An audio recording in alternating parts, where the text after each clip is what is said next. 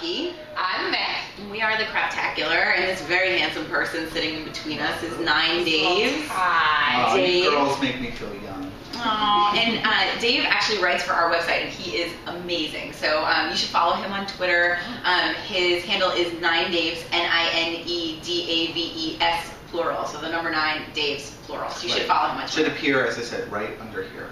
It should appear on the screen in front of you, but You never know. With our production values, anything could happen. anything can happen. But I'm guessing we're not. Shoot high, Dave. Shoot high. I know. Anyway, welcome to Crappy Spectacular. It's been a little while. Yeah, it's been a little while, but we wanted to talk about some stuff that happened this week Things. in American theater, mostly on the Broadway. And this actually happened to us today in theater.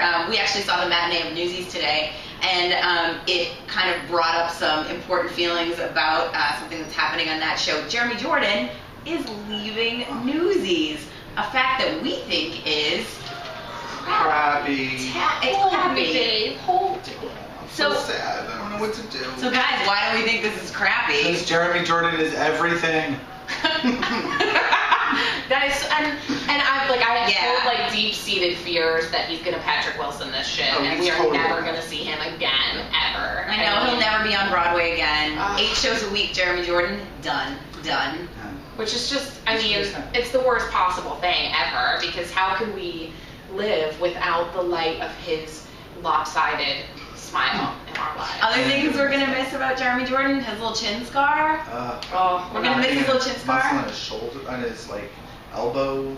He has this muscle in his shoulder that's always very visible, and it's kind of amazing. Not that we pay attention to these things. Okay, this is not at all creepy, so we're not gonna keep going here. We will get to see him every single week on Smash. They are kind of Gossip Girl like Gossip Smash Girl and Up, Smash. right? And that's the thing. He's going to be shirtless all all the time. It's gonna be great. I like where your head's at. Yeah, and I'm really also feel good hoping, about this. I think that his character is supposed to be set up with Catherine McPhee's character, but I'm hoping that he makes out with everyone. I'm just hoping that he's, at all turns, just macking it. Just an enormous man whore, because all I ever want to do is watch Jeremy Jordan take his shirt off, sing some songs, and make out with people. Sounds great. The I only would thing, build the whole so. show around that. That's not Let's do bad. it. But we are very, very sad to It's crappy, see ultimately. Jeremy go. Even if we get to see him on our TVs once a week this winter. Yeah. Or twice a week, because I'll be T-going that and watching it all over again. Right. Maybe 3 times. Anyway, next up, speaking of more people who we love, Norbert Leo Butz is going to be starring in a play with Katie Holmes, a Teresa Rebeck play with Katie Holmes, and they just announced this week that tickets are on sale, so the show will be at the Music Box Theater, and you can go buy tickets right now for performances that start November 3rd. But really, we're just using this as a cheap and tawdry excuse to talk about Norbert Leo Butz, because who doesn't want to do that? We love Norbert I do. so much. So what did you guys do in the last 2 weeks? You guys got to... Well, we went to go see him at 54 Below, and he was absolutely fantastic. First of all, there is nothing hotter than a guy singing songs to his children. It's just the hottest thing in the world. So he told all these stories about his kids, and he sang 2 songs about his kids, and it was just amazing. Really sweet. And he also sang show tunes, which a lot of people, when they go to 54 Below or various cabarets and they're theater stars, they're not actually singing show tunes. It's weird. But Yeah, he they sang- sing a lot of rock songs and medleys of things, Yes. and medleys where they try and put a lot of rock songs together, and are we're gonna treat this like a theater song, and it will have meaning, and I'm gonna sing Thunder Road like I'm a character. So that's not good. And Norbert didn't really do that. He sang a mix of show tunes and rock songs, and it was really great. Yeah, it was fantastic. He said he's going to do the show again, so you guys hopefully will have a chance to see him again. But we definitely thought that Norbert Leo Butz was...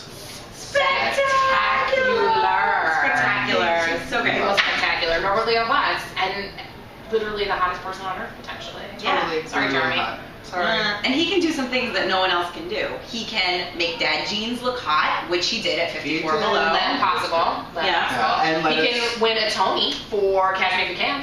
No one else can do that. Nobody else can do that, Nobody else can do that. apparently. And he can make us go see a Teresa Reinbeck, Katie Holmes play, which, believe me, nobody else could do that. I know. So he Nobody will be else the could. reason why we're there. He would have also made, I thought, a really great baker in Into the Woods, don't you think? Yes. Oh, yeah. Oh god, he'd be an Fantastic. exemplary baker. So He may have a chance, you never know. Yeah. Next time. So speaking of Speaking of Into Into the the Woods, Woods, there's You know, it's funny thinking about like Central Park productions, so Shakespeare in the Park.